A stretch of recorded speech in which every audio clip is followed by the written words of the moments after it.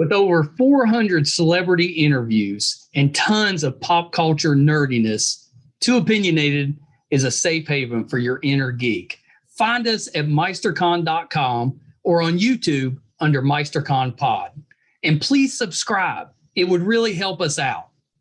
Thanks, everybody. Hi, everybody. Welcome to another edition of Too Opinionated. I am super excited. Today, I've got entrepreneur Jonathan Sposato with me. So welcome, Jonathan. Thank you so much, Mike. It's an honor and a pleasure to be here talking with you. I already know right off the bat we're going to have a lot of fun talking about. Yeah, we've been talking off camera. We got a lot in common as far as growing up and the things that we enjoyed and we love. Yeah. So that was we bonded quickly.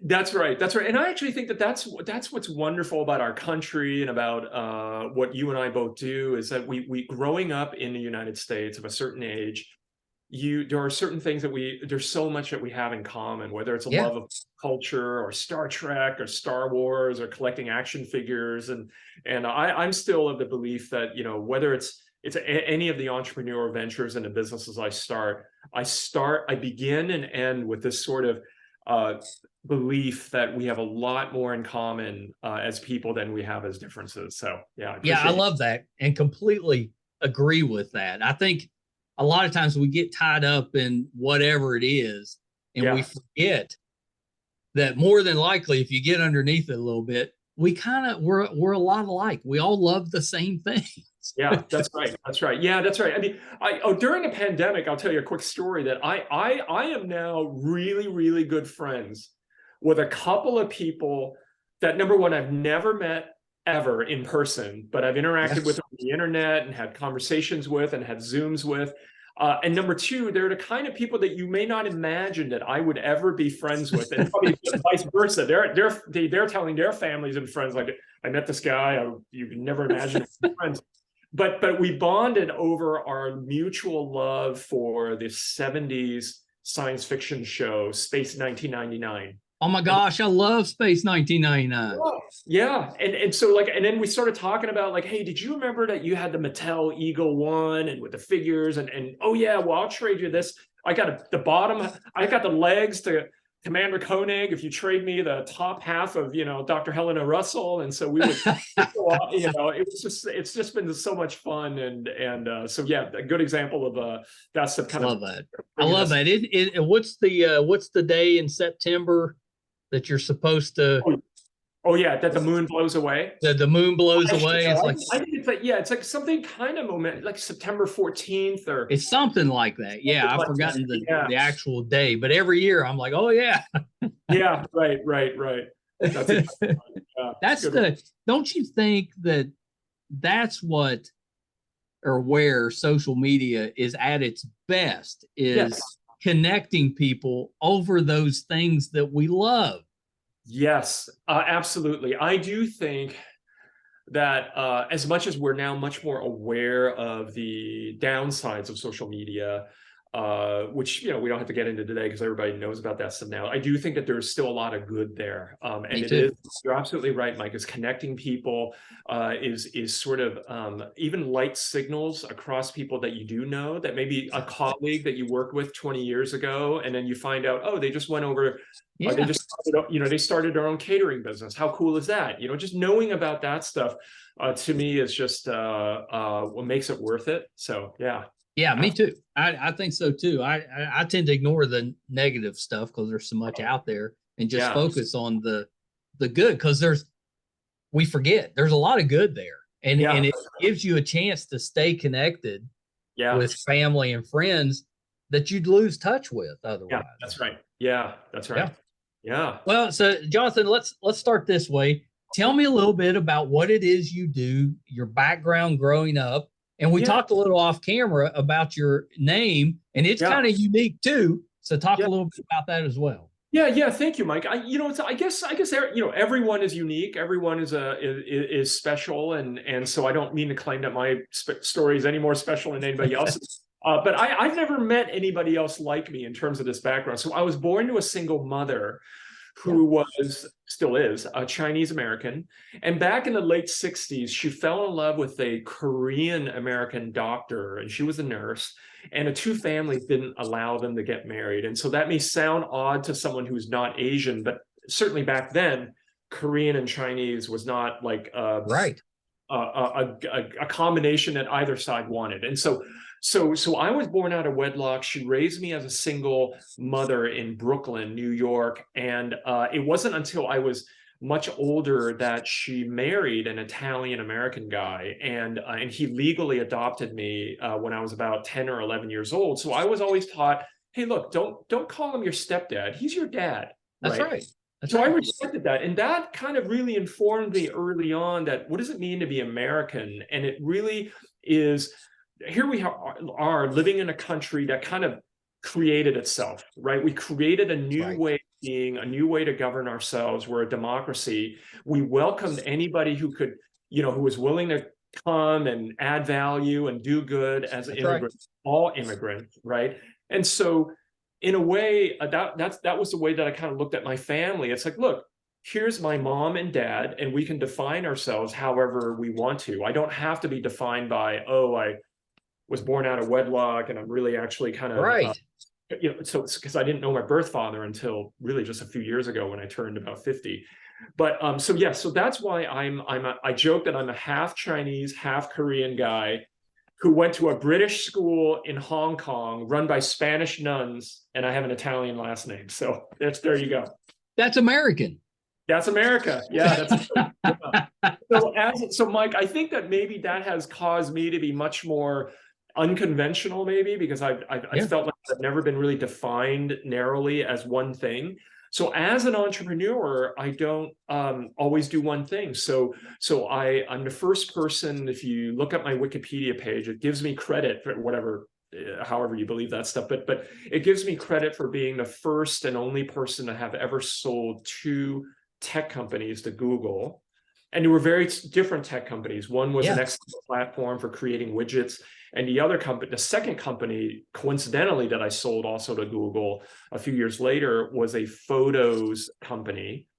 Then I did another photos company that got really huge and was 60 million unique users a month. And that was bought by Shutterstock.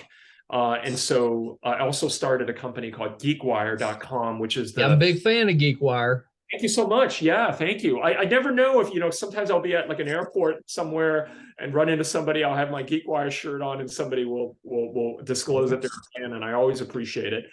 And then I'm also the owner of Seattle Magazine, which is really based on the premise. There's our friend Tom Skerritt there. Oh, yeah. Love Tom Skerritt. Yeah. The picket fences there.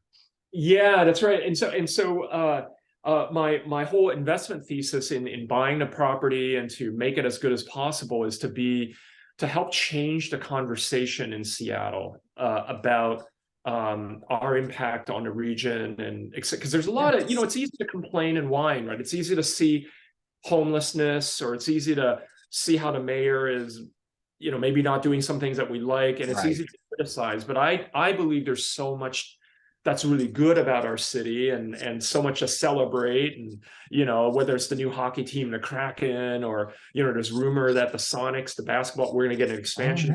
A lot of really cool stuff. Mariners made the playoffs last year. Mariners made the playoffs. Yeah, that's right. And so I wanted to steer the conversation in a more positive way. And so point is that I'm always doing something a little different at every 5 to 7 years or so. My entrepreneurial pursuits tend to be a little different.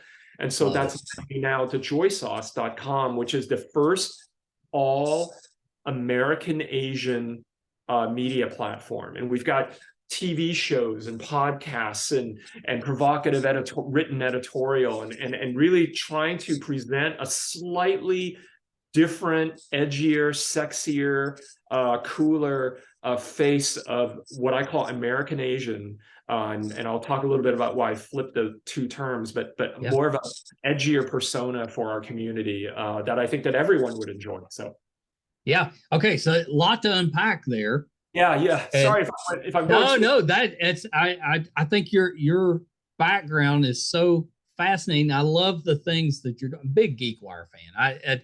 Because that kind of shows you come from a similar background as me as far as our likes. Yeah, tell me. Yeah. That. Yeah, so that's pretty awesome. But first of all, your story, you're growing up.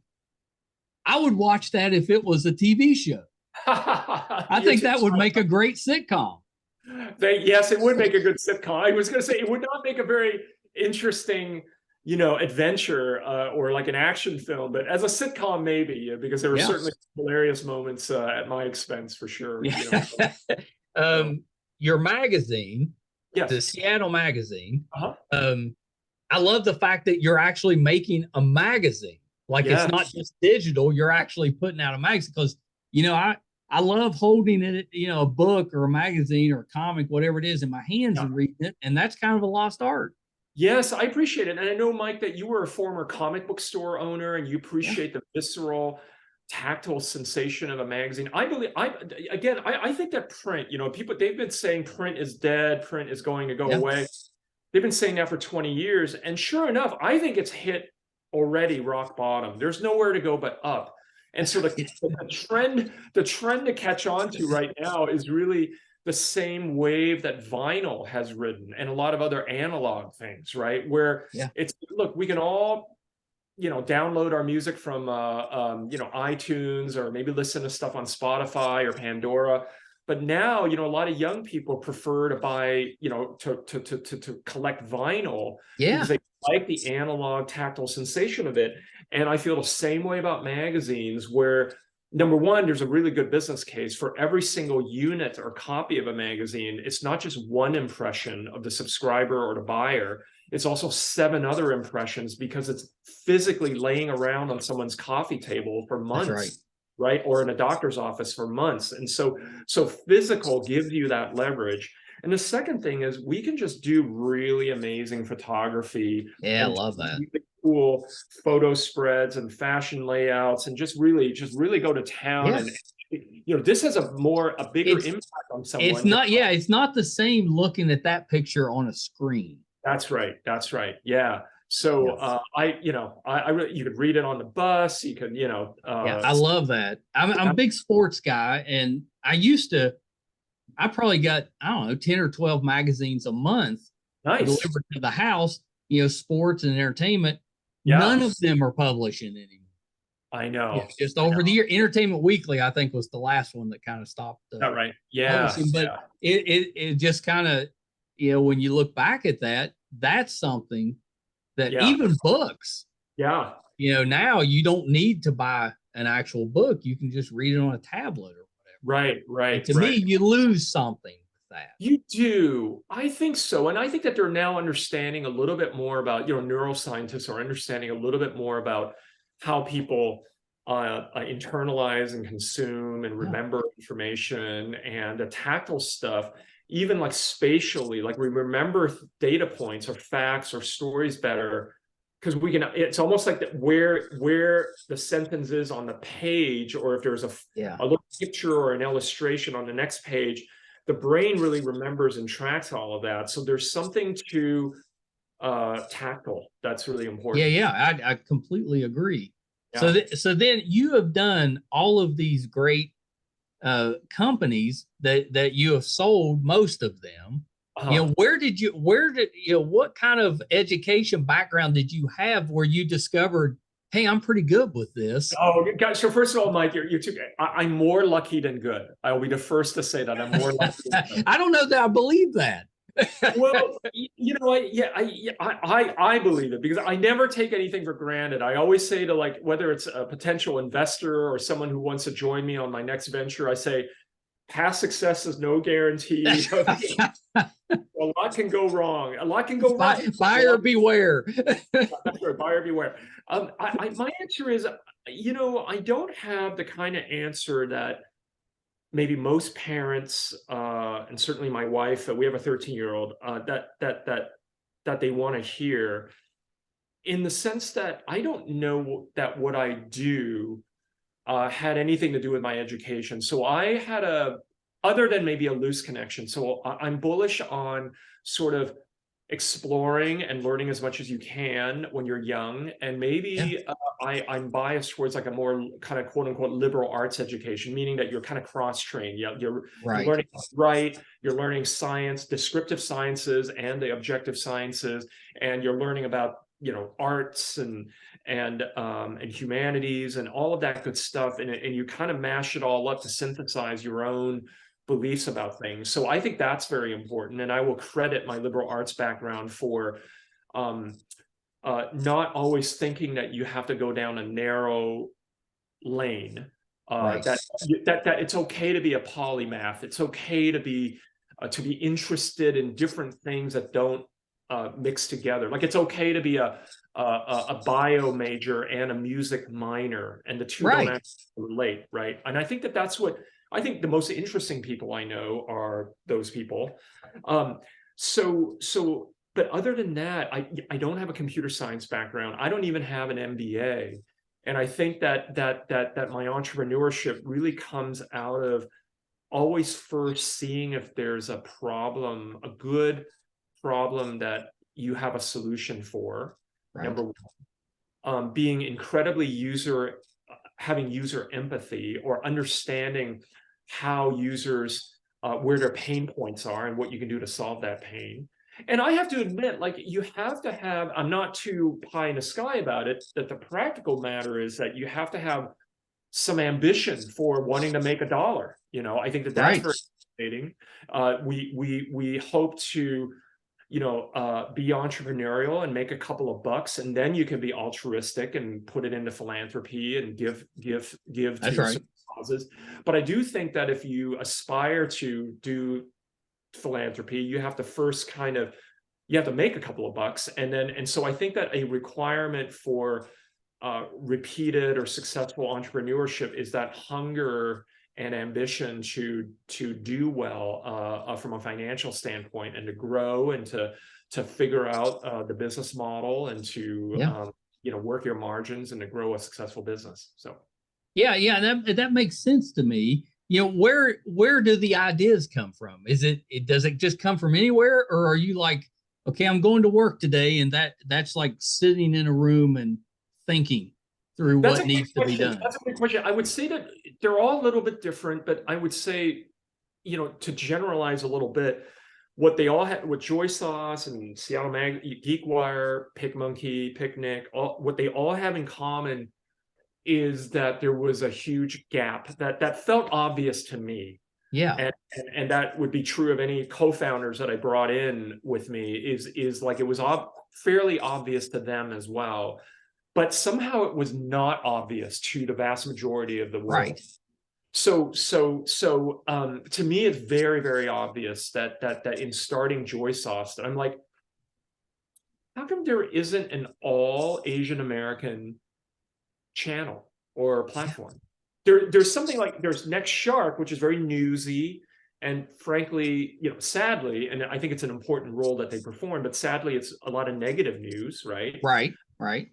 But they're very newsy, and that's a different thing. You don't tend to focus on the things that we focus on, and you know, or sometimes there's like little bloggy things, but there wasn't really a canonical kind of defining and unifying Asian American platform where you had podcasts and TV shows, reality TV I know shows. when I saw that, when I was reading through your bio and saw that, I was like, it seemed obvious once I saw it, but never would have thought of it otherwise. But then you see it and you're like, oh yeah, why don't we have one of them? Yeah, that's right, exactly. And then same with something like GeekWire, where the other two co-founders, they were at other places. They were at the Puget Sound Business Journal and the Seattle PI before that. But it was just obvious to me, like it's obvious in slow motion for like a couple. That's like years. A superpower. Yeah, well, I don't know. maybe I have too much idle time to pay attention, but like, you have Mike Arrington doing TechCrunch down in Silicon Valley. Yeah. And then you had Walt Mossberg doing his thing, Kara Swisher. I think it was before they formed their thing. But there was nothing covering the Pacific Northwest, and it is obviously the Seattle area and Pacific Northwest where Amazon and Microsoft and Google Right. has the biggest office, second biggest office here. Meta has their second biggest engineering office here in Seattle.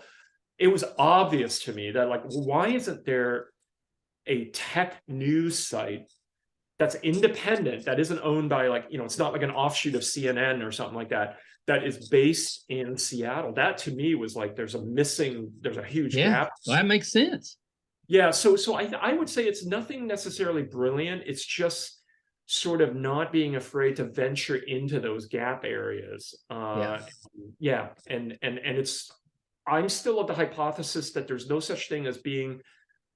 It's probably a little bit more painful to be too early than it is to be too late. And I would argue there's no such thing as being too late. You just have to be better than the next guy. That's right. That's right. It might be a little more difficult if you're coming in.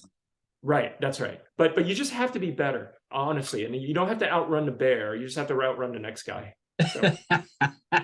That's that.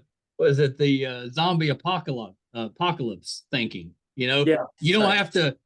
You don't have to be faster than the zombies. You just have to be faster than the one guy. Yeah, that's right. So that's kind of how I think about, like, if you don't have first mover advantage, that's okay, right? Sometimes though, you can invest a little early, and then maybe there's a little bit more pain waiting for the audience to coalesce. So yeah, well, let's talk about the JoySauce Network. You had the idea.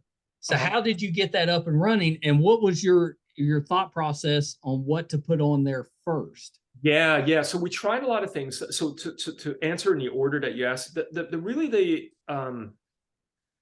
I think the pandemic helped us to focus in the sense that we couldn't do anything. Now, it made things more difficult because every deal, every negotiation, every meeting with Daniel Day Kim or George Takei or Lucy Liu had to be virtual. Back in the old days, I would have flown over to where they are and have an in-person meeting. And but the pandemic, we spent a lot of that time, probably typically the pandemic is understood to be about 3 years. I think 2 out of those 3 years we spent just figuring it out, doing prototypes, doing some run and gun video shoots, trying to figure out some things. And then a lot of it was really just taking a risk and hiring people to just start to do something. And I think because it was open field, it was a blank sheet, I didn't get the sense that anything would be wrong per se, because you're starting at zero, right? What's the right? Right. You can kind of trial and error it at that point. If you put something on and it doesn't work, you take it back off, try something else. That's exactly right. And so there were things that had already happened, which gave us hope, but we knew that they were signals and not necessarily like something that we had to copy. So, like, Crazy Rich Asians was very popular and became a successful movie. And there were other things like that. So that kind of signaled to us, I think the world is ready for more Asian American centered content, but it doesn't have to always be that, right? It could be a whole host. In fact, it could be everything but that, right? Because as an Asian American, I sort of feel like that the characters in that story are very exceptional and they don't represent who I am, right? So how about we created a platform where the stories and the personas that we focused on were more representative of kind of more normal people doing great stuff, interesting stuff, people who are DJs, people who are film directors, I love that. Award-winning authors, rock music, pop music musicians. Those are interesting stories to us. I like that too, because you're taking established, well-known people, but maybe putting them out there in a little different light, or maybe doing something a little bit different from what they normally do. And that's interesting. Yeah, that's right. Yeah, no, I'm always coming from a perspective, how do we humanize people? How do we allow them to bring their full selves to the table? Like, you and I kind of off camera beginning at the start of this, we're talking about, I was asking, and thank you for indulging me, your experiences with Bill Shatner. And my own personal experiences, the few times that I've interacted with famous people or movie stars and people like that, is that I'm always kind of bowled over by how interesting they are off camera and all of the Yes. things that they do that is not about as an actor. And a lot of times they're terribly interesting, their hobbies and their relationship with their families and how they choose their friends. And so, That's right. I'm a big one on enabling people to see that side of celebrities. So Yeah, I love that. I think that's such a great way. One thing I think a lot of not just celebrities, but those individuals that are they're very driven, you know, and whatever they're doing, they're busy. There's yeah, not a lot of downtime. Even their downtime sounds busy, yeah, you know, true. and that's a that type of person I think is kind of unique. You know, we're not all built that way. We don't Yeah, all that's have true. that type of, you know, we talked about Bill Shatner's energy. You know, he's Yeah, 91, but he's you know, he could outpace most people, yeah, you know, and I think that's something that's kind of neat. That's always fascinated me. But yeah, then when you talk about, you know, what does that person do off camera or in their downtime? yeah. And you get to know them in a different way than what we see on the screen. Yeah, that's right. Yeah, I think there are a lot of lessons to be drawn there, you know, especially now, you know, Andy Warhol, I think it was in the 60s when he said that everybody in the future would to have their, you know, 15 minutes of fame. And I think he was indeed very prescient because of the way that social media works, where really you know, a young 19-year-old could, you know, have a couple of million followers and be an influencer. Now that doesn't happen to everybody, but I would argue it's an opportunity that a lot of people now have that That's right. pre-internet, they would, pre-social media, they would I mean, not have. when we were growing up, if somebody said, I'm an influencer, you'd be like, what is that? Yeah, right. Exactly. And I bet you, Mike, you probably have more followers and more reach in terms of the wonderful content that you're producing on your podcast. You probably have more reach, you touch more people's lives than the president of the United States did 100 years ago, or kings and queens did. You're probably right. You're probably right. And so that's an incredible thing. And what I want to relate back to with like interacting with celebrities and they're bringing their whole selves is that oftentimes I'm struck by how they are by necessity way ahead of the rest of us in terms of how they handle fame, how they handle public backlash, how they handle maybe being sort of perceived in a way that's maybe or being misaligned with, you know, maybe being misunderstood by the public.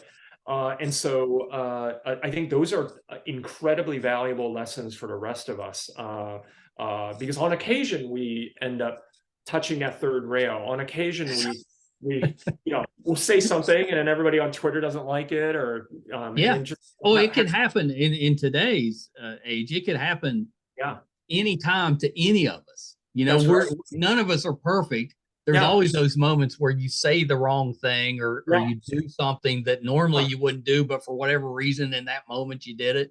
And then how do you deal with that? The aftermath. Yeah, and I hope that you give me a little bit of grace, Mike, on the following comment. But hopefully your listeners won't get mad at me either. But I do think that there's something going on in the world right now, exacerbated by social media, where everyone's very easy to get mad. Yeah, agree. Sometimes, you know, and sometimes I think that the anger and the fighting is not necessary. And you know, I'll give you an example, which maybe it's me touching the third rail, but like, you know, like recently with the Grammys, there was a little bit of hubbub about Harry Styles and how in accepting you know, otherwise we are, I'm sure, a very well-deserved Grammy award. It was you know, I think the people kind of favored Beyonce and thought that she should win, and I probably think that too. But he, in the course of his speech, he said just a turn of a phrase like, gosh, you know, I just, people like me just usually don't win these things. And he got beat up good and plenty. And I can honestly see both sides, because I'm kind of thinking that, oh, I know he's first of all, he's English. And you Right. know, in that society, it's very classist, right? That's and right. He's a poor working class kid from the wrong neighborhood. And so I kind of took his statement as like, oh, you know, I get what he means. That's right. But in the context of the United States, which is supposedly still a meritocracy, and we're not as class divided, supposedly, people took it to mean that he was being a privileged white guy, Right. not acknowledging being clueless or tone deaf about his privilege. And so, you know, and really the bottom line is, if you can acknowledge that there's more than one perspective here, or that maybe there's a percentage of just us misunderstanding what he's saying or where he's coming from, or that we've miscontextualized a statement, if you have that amount of grace that you want to grant the situation, then why get angry? Then why? Yeah, why agree. I 100% agree. Yeah, with yeah. Just we could solve 90% of the problems in the world if we all did that just a little bit. Yeah, yeah. So anyway, I hope that I haven't set you up to get all kinds of angry emails about. I'll take it. I'll take the heat. You let me know, Mike, if I'm sorry. And my apologies to anyone who may, you know, I hope that we can engage in constructive. Jonathan. So back with JoySauce, talk about George a little bit. Yeah. How did you get him involved? Because obviously, you know, as far as Asian Americans, he's probably the most recognizable and has the biggest influence. You know, when he says something, it gets out there a little bit. So how did you get partnered up with him? Yeah. So you're referring to our American Icons show on joysauce.com. And so you go to joysauce.com and you go to shows and you pull down the menu and you look at American Icons. The first episode is my interview with George Takei, where I interview him in this very room. To answer your question, so my very, very good friend and the person who does talent development for JoySauce is an incredible guy named Ben Press, who was for decades a very successful Hollywood agent. He had the honor of having as his client George Takei. Oh, very nice.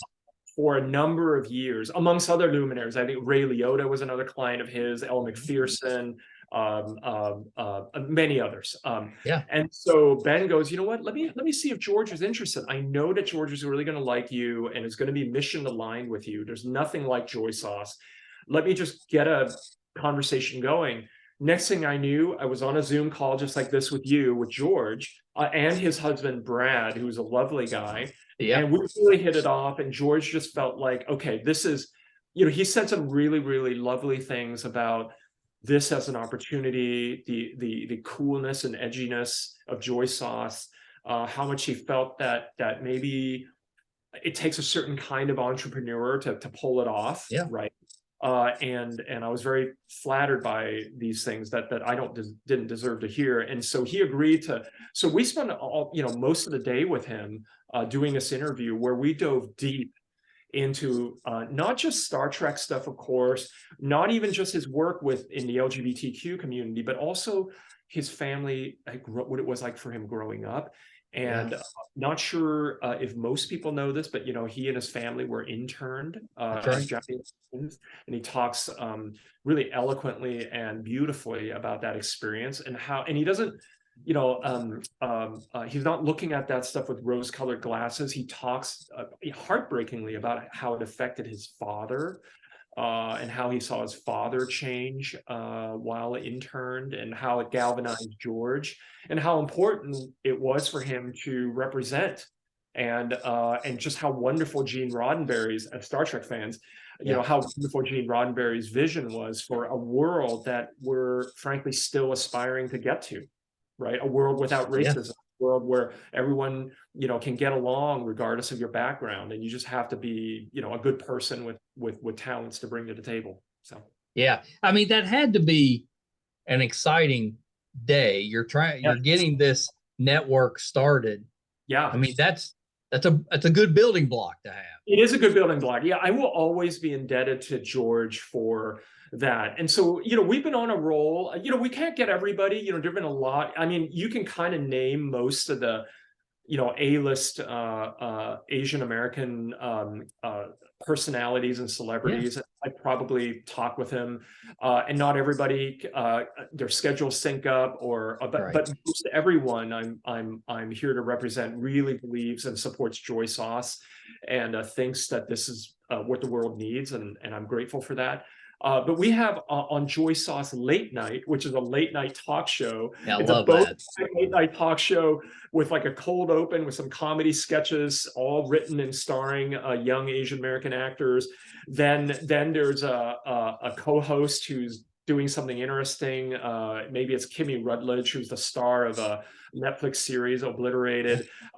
Somebody like that's my co-host. And then I'll have an interview with a bona fide like a David Henry Hwang, who's the country's top playwright, regardless of ethnicity, right? He's the American playwright, David Henry Hwang.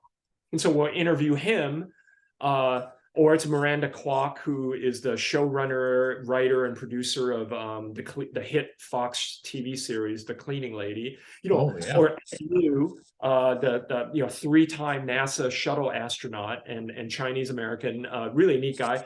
And then we'll transition, after a really wonderful conversation, we'll transition to like a, really wonderful Asian American musical artists like Hollis Wong Ware or Tiger Lily or Daniel Pak and guys like that. So it's a bona fide late night talk show. Yeah, that's a talk show. More of the kinds of celebrities we're talking about. So that kind of to me, it harkens back to the older talk shows. The Carsons and the Lettermans and that type. That's what it reminds me of, which I love that.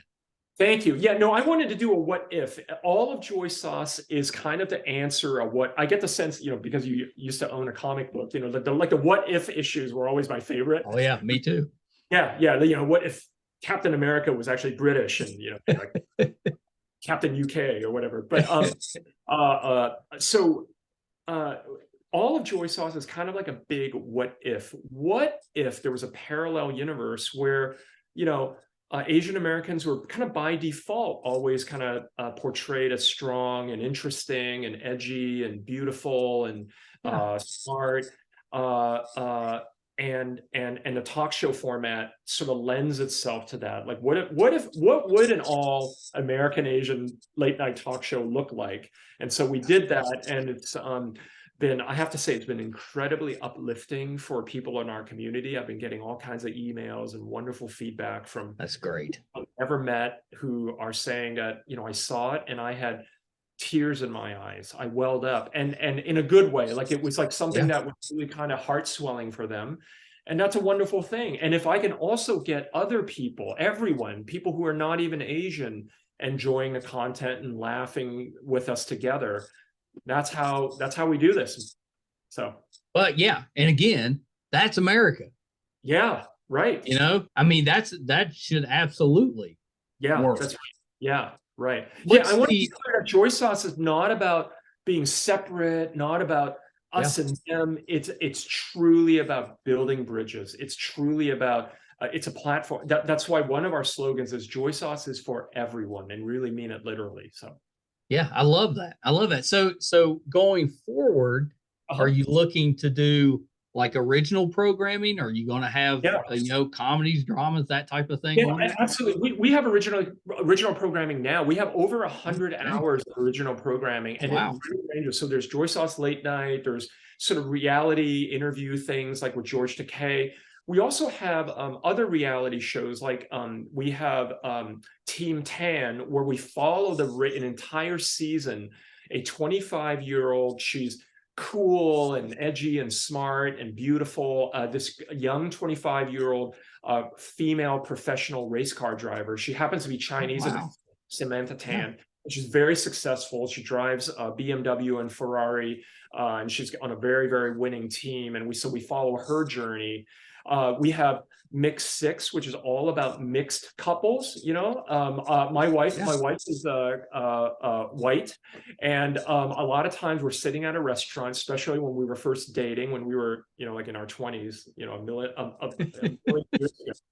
And we would sit there, and if we noticed another couple where one person was Asian and the other person was white, we'd sort of stalk them. We'd be like, oh, I wonder what they're ordering.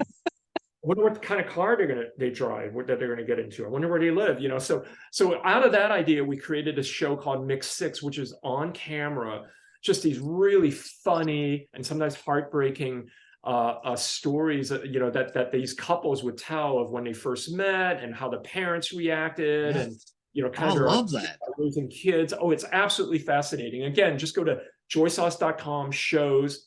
Pull down the shows menu, and it's Mix 6. I've never heard of a show that focused on that particular aspect. I love that. Exactly. I mean, people tell, you know, like some of these couples are friends of ours, and we already know them, but you know, they talk about some of the, you know, like, you know, my friend Neil, he talks about how when he first met his father and his future father-in-law, his wife is Chinese American, and how like the father-in-law was like, you know, a pharmacist, and it's like, okay, Neil, here's a pair of chopsticks, you know, can you pick up that pill? You know, and so that was like his test to see if he was going to be fit enough to, you know, date his daughter, you know. So some, you know, and it's heartwarming, and that's just the tip of the iceberg. So we have that, and then we have actually scripted narrative stuff. We have a wonderful 3-part movie called A Leading Man, and that's written and directed by Stephen Kung, who is a very famous direct TV director, directed many episodes of Fresh Off the Boat, the hit ABC comedy. And so he created a 3-part series called A Leading Man, which is all about I think it's kind of semi-biographical, where it's about this really handsome young Asian American actor. And he'll go on audition after audition, and oftentimes he's told he's too Asian for the role. And then sometimes he'll go to an audition where they're casting for an Asian guy, and he'll be told that he's not Asian enough. And so you know, and so it's a very a stark look at the reality of what it means to be an actor and to struggle making it in Hollywood. And the production values are really high. It's a great show. So those are just other, I mean, I have example after example. We have a travel show with Malika Kim Eubanks, where she travels the country in an RV talking to people. I mean, it's a network. You've got everything. It's a network. That's exactly right. It's a network. We have comedy. You know, we have a whole lineup of Asian American stand-up comics doing all kinds of goofy stuff. Sierra Catal and Paul Ogata. Oh yeah, we just had Sierra on the program. There you go. Exactly. Yeah. Right. Yeah, she's hilarious. That's right. Yeah. Well, and a talented writer too. Yes, that's right. That's right. And so we're hoping to be, you know, I liken it to, because again, we're the same age. When MTV first came out and I was a teenager, blew my mind. And I didn't care. I didn't care that one moment it was Kurt Loder doing MTV News. And then in another moment, it was Cindy Crawford with a mic, you know, at a fashion thing, or that it was, you know, just some, or like a music video, you know, with Michael Jackson or with. Yeah, it was just cool. It was just cool. All of it was unified under the central idea that it was younger, edgier, and had a different point of view than anything else, and that it was all happening in one place. And so that's what we want JoySauce to be. Yeah, I love that. Where did you come up with the name? Yeah, it's a great question. Well, the real answer is that we came up with the name at our trademark attorney's conference room. So we were huddled together. We just kind of went through an exercise where we were trying to come up with a really good name. And to be honest with you, I liked JoySauce immediately, but I thought it might be problematic. One person on the team, we all liked it immediately and laughed and go, oh, yeah, that's it. It's like a play on the word soy sauce, right? Joy sauce, but you know, with joy, and it's positive. But there was one person on the team that kind of pointed out that, well, maybe it sounds a little too goofy, or maybe even could sound like something bad. And I said, you know what, just go with it. And I found that to be true of most of the companies that I've helped to name. You know, GeekWire was another one where I think one of my co-founders was, gosh, I can't imagine calling Steve Ballmer and saying, hi, I'm so-and-so from GeekWire. I'm like, no, trust me, it's cool. Well, you were right on that because, there was a period there where being a nerd or a geek, that wasn't cool. Yeah. But that's not now. Now it's cool. Not now, right? So you have to always be, when it comes to naming, branding, as you know, you got to think ahead. You got to not look at what's happening now, but try to understand where things are moving. PicMonkey was the same way. I had another couple of people on the core team in the early days were like, I don't know, PicMonkey. What do monkeys have anything to do with photo editing and photo collaging? And I'm like, no. See, monkey kind of subconsciously, it's a fun, like everyone thinks a monkey is intelligent. Everyone thinks a monkey is precocious, and has humorous associations. So PicMonkey. I mean, that's funny to me. We don't have to explain it. It just has to kind of. I love that. I love that. It doesn't have to have a big meaning. No, it can just be fun. It can just be fun. And so JoySauce, if I was to reverse engineer a meaning, it would be that a sauce is something that kind of permeates and you can spread it around everywhere. And the concept of spreading joy everywhere is a very appealing idea. So yeah, that's terrific. That's so terrific. Well, Jonathan, this has been an absolute pleasure. I hope you'll come back at some point. There's so much more we could talk about. That's right. If you just want to have a session where we just talk about toy collecting or comics, or which which Marvel movie we like better than others, or Star Trek, I'm game, my friend. Yeah, me too. So a couple of things, Jonathan, before we wrap up. Yeah. Anything else that you're working on that we can kind of keep an eye out? Just stay on the lookout for more exciting programming coming from joysauce.com. We've got a lot of great shows in the pipeline. We've got more episodes of JoySauce Late Night. They're a lot of fun. I always learn something, even though I'm on set.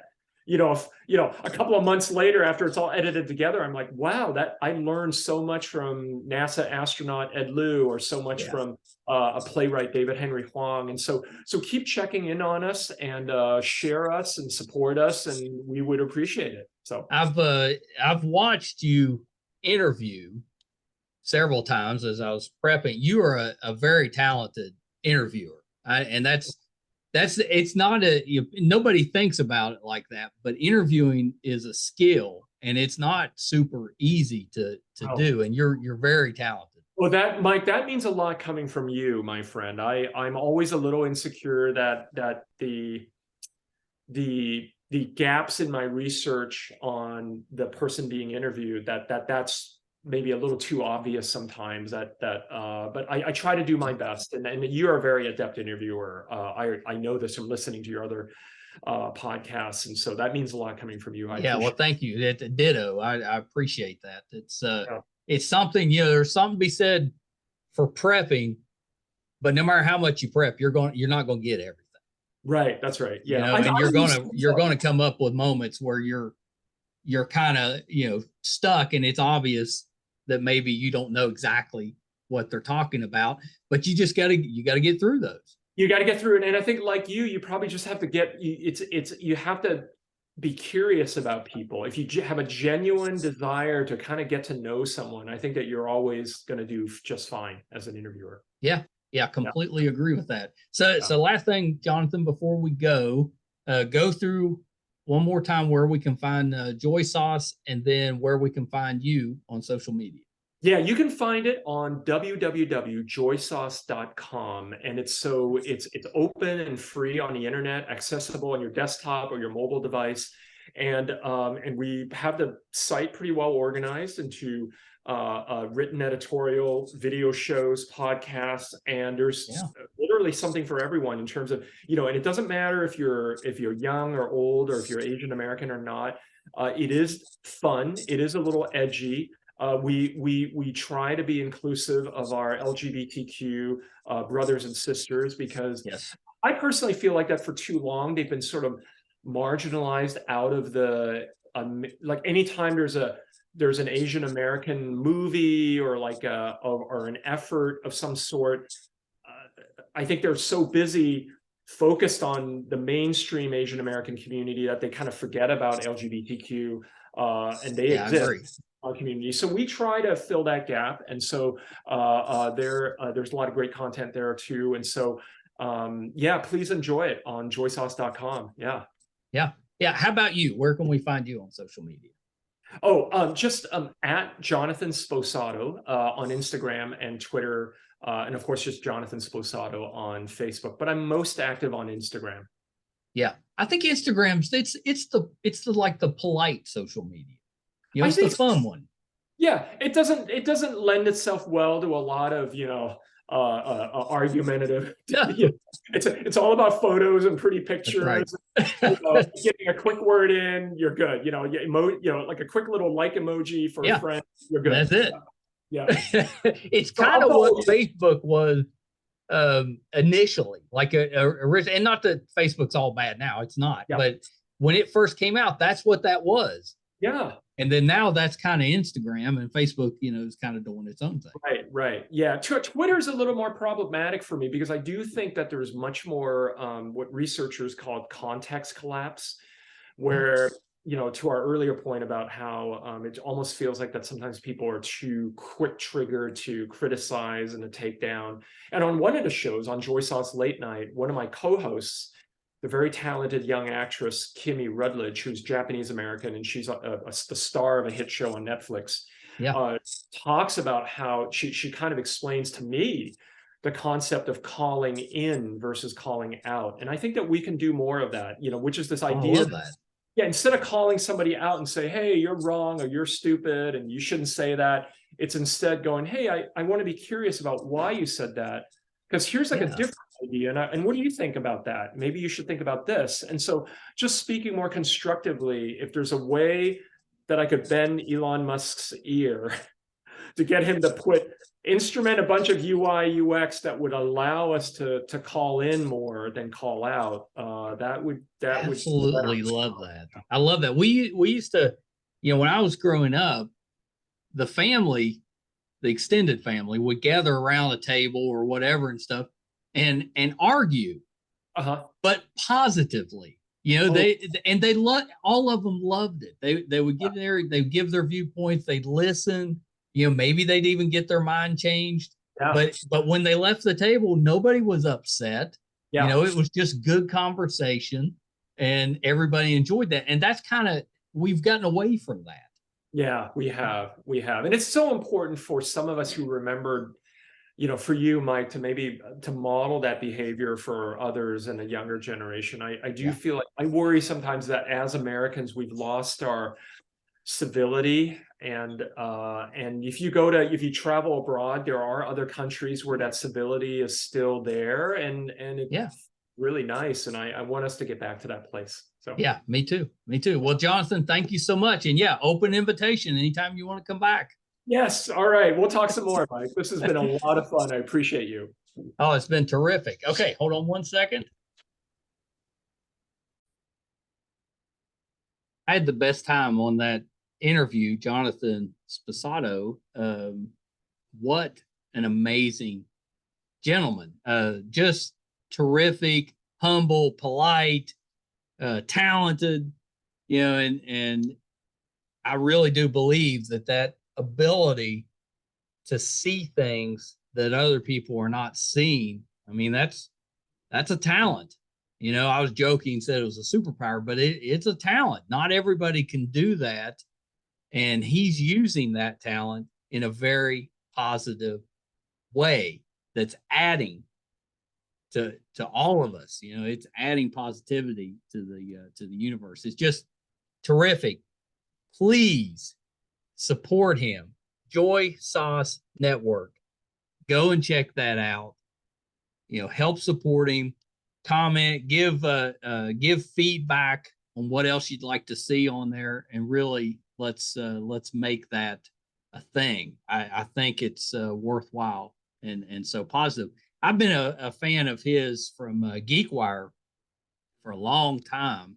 That's one of my go-tos is GeekWire. So just terrific, and he's done so much. We could have talked for hours. There's so many things that we talk with. I know he's got experience with Xbox, video games, Microsoft, all that stuff we could have got into. Maybe we will when he comes back.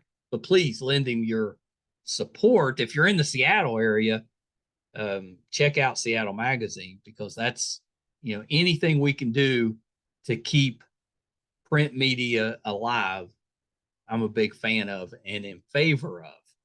I know I'm an older guy, but I love that tactile sensation of reading a good book or a good magazine. So definitely, if you're in that area, help him out with that as well. Thank you guys so much for tuning into us again this week. I definitely don't take you for granted. I know there's a ton of things out there for you to spend your time on. Really appreciate you coming here with us. If this is your first time finding us and you enjoyed it, you can help us out. It's real simple. If you're watching, it's YouTube MeisterCon Pod. Just subscribe. Just hit that button, subscribe. It's free. Really does help us out. Helps us to get, or to continue to get, really terrific, excellent guests. If you're listening, wherever you're listening at, whatever podcast application you're using, subscribe there. Help us as well. You can find, we're posting episode 525 today. You can find all of those audio and video on our website, meistercon.com. So definitely check us out there. Thank you guys so much. Until next time. Bye, everybody.